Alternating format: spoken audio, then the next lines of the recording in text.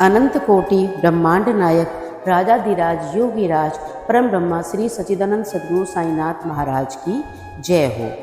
आइए आज हम साईं सच्चरित्र का अध्याय 21 प्रारंभ करते हैं। मेरी बाबा से के श्री चरणों में ये अरदास है कि जो कोई भी भक्त इस साईं सच्चरित्र का अध्याय को पढ़ेगा व सुनेगा, बाबा उसकी मनोकामनाएं पूर्ण करेंगे। आइए अध्याय 21 शुरू करते हैं। श्री V.H. ठाकुर, श्री अनंतराव पटनाकर, पंढरपुर के वकील की कथाएं। इस अध्याय में हेमांत पंत ने श्री विनायक हरिश्चंद्र ठाकुर B.A., श्री आनंदराव पटनाकर पुणे निवासी तथा पंढरपुर के एक वकील की कथाओं का वर्णन किया गया है। ये सब कथाएं अति मनोरंजक हैं। यदि इनका सारांश मनन पूर्वक ग्रहण कर उन्हें आचरण में लाया जाए तो आध्यात्मिक पथ पर पाठकगण अवश्य अग्रसर होंगे। प्रारंभ। यह एक साधारण सा नियम है कि गत जन्मों के शुभ कर्मों के फलस्वरूप ही हमें संतों का सानिध्य और उनकी कृपा प्राप्त होती है। उदाहरणार्थ हेमांत पंत स्वयं अपनी घटना प्रस्तुत करते हैं। वे अनेक वर्षों तक बंबई के उपनगर बांद्रा के स्थानीय न्यायाधीश रहे। पीर मौलाना नामक एक मुस्लिम संत भी वहीं निवास करते थे। उनके दर्शनार्थ अनेक हिंदू, पारसियों और अन्य धर्मावलंबी वहां जाया करते थे। उनके मुजावर यानी पुजारी ने हेमांत पंत से भी उनका वर्णन करने के लिए बहुत आग्रह किया, परंतु किसी न किसी कारणवश उनकी भेंट उनसे न हो सकी। अनेक वर्षों के उपरांत जब उनका शुभ काल आया तब वे शिरडी पहुँचे और बाबा के दरबार में जाकर स्थायी रूप में सम्मिलित हो गए। भाग्यहीनों को संत समागम की प्राप्ति कैसे हो सकती है? केवल वे ही सौभाग्यशाली हैं जिन्हें ऐसा अवसर प्राप्त हो। संतों द्वारा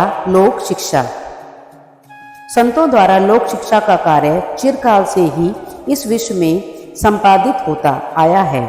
अनेकों संत भिन्न भिन्न स्थानों पर किसी निश्चित उद्देश्य की पूर्ति के लिए स्वयं प्रकट होते हैं।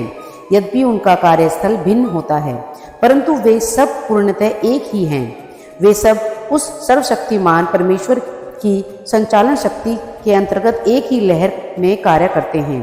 उन्हें प्रत्येक के कार्य का परस्पर ज्ञान होता है और आवश्यकता अनुसार वे परस्पर पूर्ति भी करते हैं, जो निम्नलिखित घटना द्वारा स्पष्ट है। Shri Thakur, Shri V.H. Thakur B.A. Revenue विभाग में एक कर्मचारी थे। वे एक समय भूमिका पादक दल के साथ कार्य करते हुए बेलगांव के एक समीप बड़गांव नामक गांव में पहुंचे। वहां उन्होंने एक कानड़ी संत पुरुष के दर्शन कर उनकी चरण वंदना की। वे अपने भक्तों को निश्चल सादृकता यानी विचार सागर नामक ग्रंथ का भावार्थ समझा रहे थे। जब श्री ठाकुर उनसे विदाई लेने लगे तो उन्होंने कहा, तुम्हें इस ग्रंथ का अध्ययन अवश्य करना चाहिए और ऐसा करने से तुम्हारी इच्छाएं पूर्ण हो जाएंगी तथा जब कालांतर में तुम उत्तर दिशा में जाओगे तो सौभाग्यवश तुम्हारी एक महान संत से भेंट होगी, जो मार्ग प्रदर्शन कर तुम्हारे हृदय को शांति और सुख प्रदान करेंगे। बाद में उनका स्थानांतरण जुनैर को हो गया, जहाँ की नाने घाट पार करके जाना पड़ता था। यह घाट अधिक गहरा और पार करने में कठिन था, इसलिए उन्हें भैंसे की सवारी कर घाट पार करना पड़ता था, जो उन्हें अधिक असुविधाजनक तथा कष्टकर प्रतीत हुआ। इसके पश्चात उनका स्थानांतरण कल्याण में एक उच्च पद पर हो गया। वहाँ उनका नाना साहेब चांदोरकर से परिचय हुआ। उनके द्वारा श्री साईं बाबा के संबंध में बहुत कुछ ज्ञात हुआ और उनके दर्शन की तीव्र उत्कंठा हुई। दूसरे दिन श्री नाना साहेब शिरडी को प्रस्थान कर रहे थे। उन्होंने श्री ठाकुर से भी अपने साथ चलने का आग्रह किया। ठाणे के दीवानी न्यायालय में एक मुकदमे के संबंध में उनकी उपस्थिति आवश्यक होने के कारण वे उनके साथ न जा सके। इस कारण नाना साहब अकेले ही रवाना हो गए। ठाणे पहुंचने पर मुकदमे की तारीख आगे के लिए बढ़ गई, इसलिए उन्हें नाना साहेब का साथ न देने का पश्चाताप हुआ। फिर वे शिरडी पहुंचे। तब वहाँ उन्हें ज्ञात हुआ कि नाना साहेब पिछले दिन ही यहाँ से चले गए हैं। वे अपने कुछ मित्रों के साथ उन्हें वहीं मिल गए थे। श्री साईं बाबा के दर्शन को गए। उन्होंने बाबा के दर्शन किए और उनके चरण कमलों की आराधना कर अत्यंत हर्षित हुए। उन्हें रोमांच हो आया और उनकी आंखों में अश्रुधाराएं प्रवाहित होने लगीं। त्रिकालदर्शी बाबा ने उनसे कहा, इस स्थान का मार्ग इतना सुगम नहीं जितना कि कांडी संत अप्पा के उपदेश या नाने घाट पर भैंसे की सवारी थी। आध्यात्मिक पक्ष पर चलने के लिए तुम्हें घोर परिश्रम करना पड़ेगा, क्योंकि वह अत्यंत कठिन पथ है। जब श्री ठाकुर ने सारगर्भित शब्द सुने, जिनका अर्थ उनके आंतरिक और कोई न जानता था, उनके हर्ष का पारावार न रहा और उन्हें कानडी संत के वचनों की स्मृति हो आई।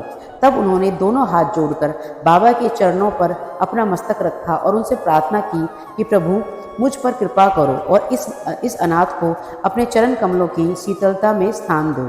तब बाबा बोले, जो कुछ अप्पा ने कहा वह सत्य था।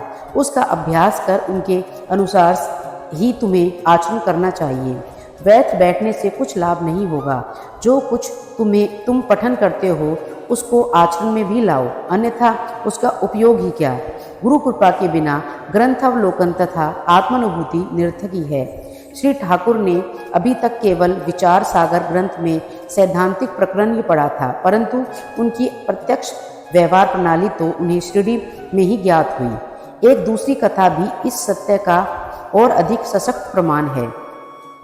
श्री अनंतराव पाटनकर, पूना के एक महाशय श्री अनंतराव पाटनकर श्री साईं बाबा के दर्शन के इच्छुक थे। उन्होंने शिरडी जाकर बाबा के दर्शन किए। दर्शन से उनके नेत्र शीतल हो गए और वे अति प्रसन्न हुए। उन्होंने बाबा के श्री चंद छुए और यथा योग्य पूजन करने के उपरांत बोले, मैंने बहुत कुछ पठन किया है। वेद वेदांत उपनिषद को भी मैंने अध्ययन किया है, अन्य पुराण भी श्रवण किए और फिर भी मुझे शांति न मिल सकी।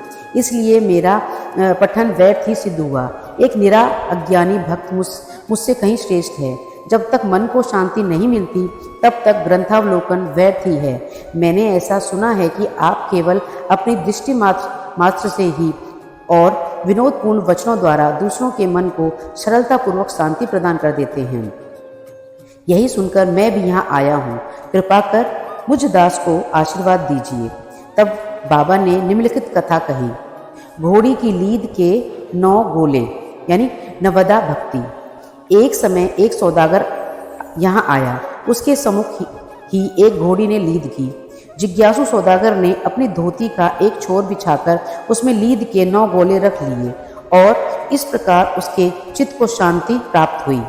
श्री पाटनकर इस कथा का कुछ भी अर्थ न समझ सके, इसलिए उन्होंने श्री गणेश दामोदर उपनाम दादा केलकर के अर्थ समझाने के लिए उनसे प्रार्थना की और उनसे पूछा कि बाबा के कहने का अभिप्राय क्या है। तो वे बोले, जो कुछ बाबा कहते हैं उसे मैं स्वयं भी अच्छी तरह नहीं समझ सकता, परंतु उनकी प्रेरणा में भी मैं जो कुछ भी समझ सका हूँ वह तुमसे कहता हूँ।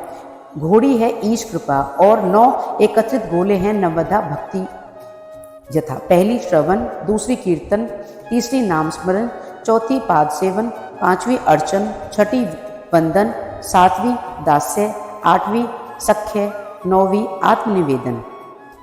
ये भक्ति के 9 प्रकार हैं।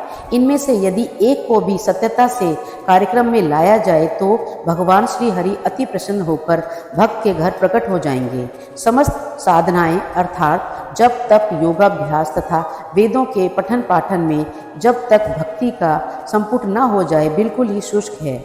वेद ज्ञानी या ब्रह्म ज्ञानी की कीर्ति भक्ति भाव के अभाव में निरर्थक है। आवश्यकता है तो केवल पूर्ण भक्ति की। आपने को भी उसी सौदागर के समान ही जानकर और व्यग्रता तथा उत्साहपूर्वक सत्य की खोज कर 9 प्रकार की भक्ति को प्राप्त करो। अब कहीं तुम्हें दृढ़ता और मानसिक शांति की प्राप्ति होगी। दूसरे दिन जब श्री पाटनकर बाबा को प्रणाम करने के लिए गए तो बाबा ने उनसे पूछा कि क्या तुमने लीद के 9 गोले एकत्रित किए। उन्होंने कहा, मैं अनाश्रित हूँ, आपकी कृपा के बिना उन्हें सरलतापूर्वक एकत्रित करना संभव नहीं है। बाबा ने उन्हें आशीर्वाद देते हुए सांत्वना दी कि तुम्हें सुख और शांति की प्राप्ति होगी, जिसे सुनकर श्री पाटनकार को हर्ष का पारावार न रहा।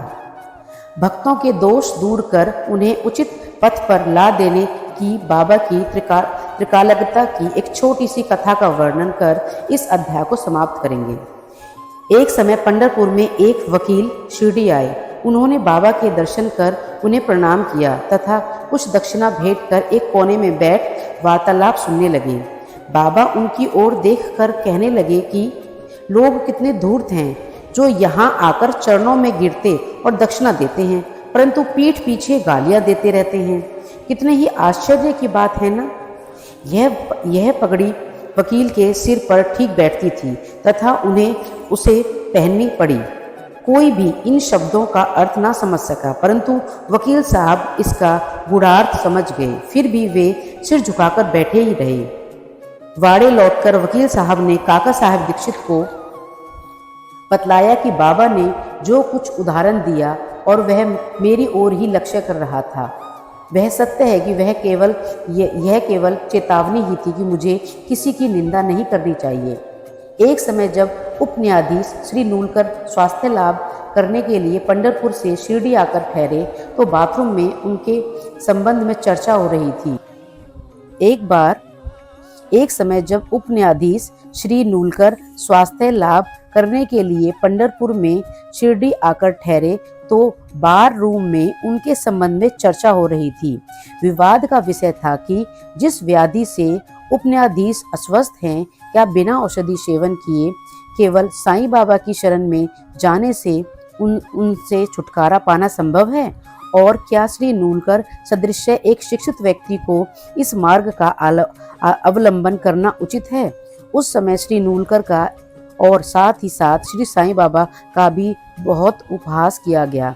मैंने भी इस आलोचना के में हाथ बटाया था। श्री साईं बाबा ने मेरे उसी दूषित आचरण पर प्रकाश डाला था। यह मेरे लिए उपहास नहीं वरन एक उपकार है, जो केवल उपदेश है कि मुझे किसी भी की निंदा नहीं करनी चाहिए और न ही दूसरों के कार्यों में विघ्न डालना चाहिए। शिरडी और पंढरपुर में लगभग 300 मील का अंतर है। फिर भी बाबा ने अपनी सर्वज्ञता द्वारा जान लिया कि बार रूम में क्या चल रहा था। मार्ग में आने वाली नदियां, जंगल और पहाड़ उनकी सर्वज्ञता के लिए रोड़ाना थे। वे सबके हृदय की ब्रूहा बात जान लेते थे, यानी उनके हृदय की बात जान लेते थे और उनसे कुछ भी छिपा न था। समीपस्थ और दूरस्थ प्रत्येक वस्तु उनके लिए दिन के प्रकाश के समान ज्वलमान थी और उनकी सर्वव्यापक दृष्टि से ओझल न थी। इस घटना से वकील साहब को शिक्षा मिली कि कभी किसी को छिंदारवेशन एवं निंदा नहीं करनी चाहिए। यह कथा केवल वकील साहब के लिए ही नहीं वरन सब के लिए शिक्षाप्रद है। श्री साईं बाबा की महानता कोई नहीं आंक सका और न ही उनकी अद्भुत लीलाओं का अंत ही पा सका। उनकी जीवनी भी तदनुरूप ही है, क्योंकि वे परम ब्रह्मा स्वरूप हैं। श्री सद्गुरु साईनाथम प्रणमस्तु शुभम भवतु। अनंत कोटि ब्रह्मांड नायक राजाधिराज योगीराज परम ब्रह्मा श्री सच्चिदानंद सद्गुरु साईनाथ महाराज की जय हो। ओम साई राम, जय साई राम।